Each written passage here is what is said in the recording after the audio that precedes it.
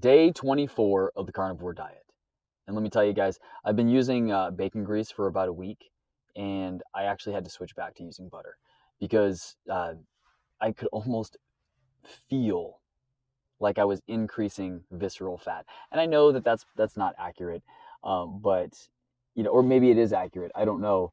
There's no way of me knowing, but it just honestly it left me feeling like I was sluggish and my appetite was down, and I wasn't having acid reflux, but it almost felt like I could. It's a weird feeling to try and describe, but all I know is that I wasn't feeling so hot on it. These last couple days, however, I switched back to I used Challenge salted butter, right?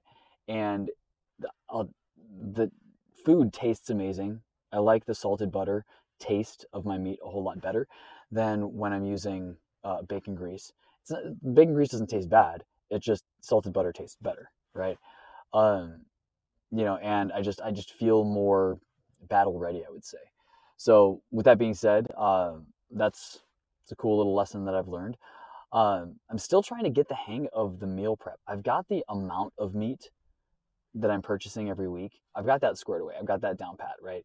So I bought 21 steaks, New York strip, from the grocery store on Sunday of this past week, and it's been enough to cover me the entire week. So right here, this is my meal prep for half of today. So I've got some butter there that's kind of at the bottom, but this is 2 steaks. It's about a pound of meat, right? My breakfast is, which I always cook the night before, I've got 6 eggs and 6 pieces of bacon. Now, the issue that I'm running into is whereas, I talked about this in previous videos too, is the meal prep component. Because when I used to do bodybuilding shows, it was totally normal for me to like be in the kitchen and cook all my meals on a daily basis, and it almost felt like a job to eat. Well, it's feeling like that again. And so I'm still trying to find the rhythm of meal prep. So I think what I'm going to try and do this upcoming week is just I'm going to cook all of my steaks. I'm going to meal prep everything all together for the entire week, because it really is starting to take up my evening times and kind of keep me from just connection time with my wife.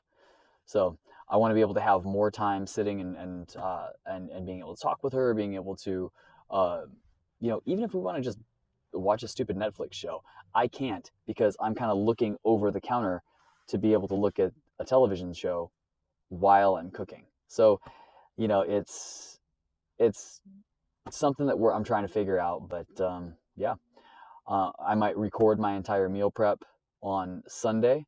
Matter of fact, I'm committing to that. I'm going to record my entire meal prep on Sunday, and then we'll go from there. Now that I'm starting to get an idea of portion sizes and what I can expect to eat on a daily basis, I feel like that's going to be a lot easier to be able to predict.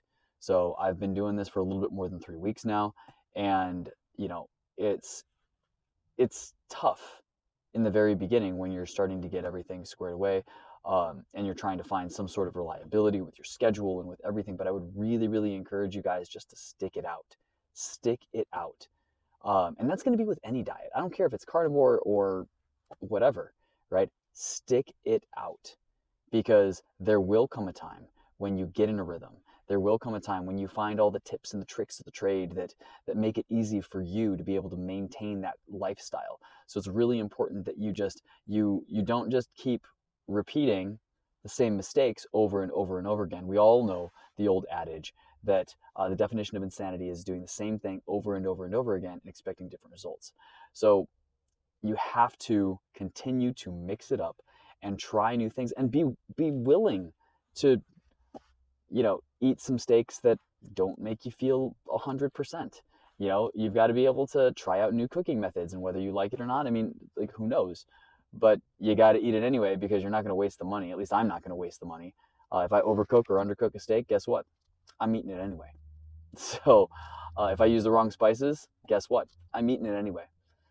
And then I'll just learn for the next time. So I appreciate you guys, and we'll see you next time.